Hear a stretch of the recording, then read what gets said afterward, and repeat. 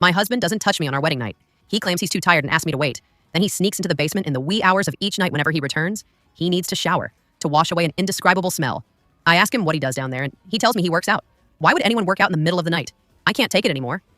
One night, I decide to sneak into the basement to see what's going on down there. He chases after me and grabs my pajamas, roaring, "Come back up here, I'll divorce you if you step foot down there," clutching the railing. I began to tremble with anger. My parents had spent a huge chunk of their life savings to purchase this small villa for me as my marital home. This was my home. So why wasn't I allowed to enter the basement? Not just that, but as my husband. How dare he spit such venomous words at me? I took a deep breath to get my fury under control. "Zane, how could you speak to me like this? Zancor has kept a death grip on my pajamas. Honey, let's go upstairs first. I'll explain everything once we get back to the bedroom." "Can't you explain things now?" I pointed toward the pitch-black basement. Why can't I go down there? Do I not have the right to do? So I'm working out these days, and I keep my prized equipment downstairs, however you can't see them yet. Zane walked to the bottom of the stairs, standing in my way. Why not? Because it's not the right time. Yet. When the time is right, I'll definitely show you my stomach's ink. I took another deep breath, trying to calm my emotions if that was the case. Why did you have to say those harsh things when you came running after me just now? I just got a little worked up.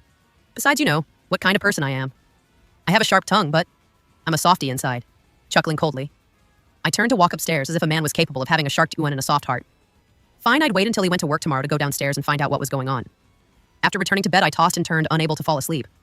Something fishy was going on in the basement, and it must be something big. Could Zhang be hiding a shameful secret? I turned to look at him. It seemed like he was unable to fall asleep either. He stared at the ceiling with his eyes wide open, looking like there was something on his mind. The moonlight illuminated his defined side profile, making him look incredibly handsome. His muscular body made him look even more alluring. Thinking back to the time when he pursued me, I had been so excited and could hardly believe it. He was so handsome, while I was just a plain Jane. Just what did he like about me? He told me that he liked my gentleness and quietness, as well as my unique presence. I believed him. However, if that was true, then why did he never touch me at night? After all, I was his young, sweet wife. We hadn't even made it past our honeymoon yet. Was this normal at last? I couldn't hold back anymore. I reached out to caress his face. "What are you doing?" As if he'd been shocked, he rapidly shrunk back to his side, glaring at me with disgust. He was looking at me the same way people regarded beggars or dirty straight odds, having come to a realization. I flipped over angrily.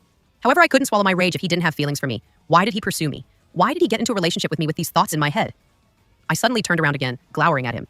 I said, "You said that we can't do it for now because of your health reasons, which I can't understand, but all I did was touch you with my hands. Why did you react so drastically? I've told you countless times that I have a psychological disorder. I'm looking for a psychologist now, so you have to be patient and wait for me."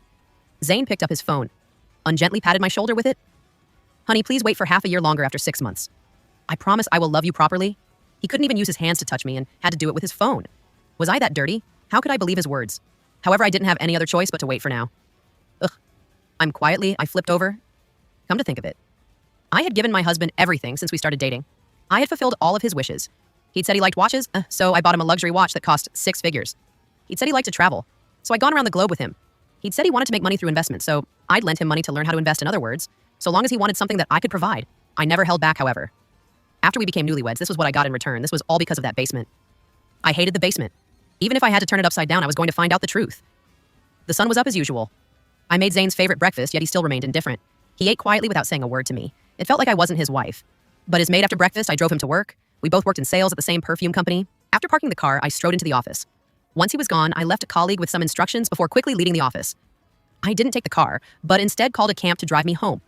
Flinging open the main door, I crossed the living room as quickly as I could and rushed toward the basement. However, when I arrived, I was dumbstruck.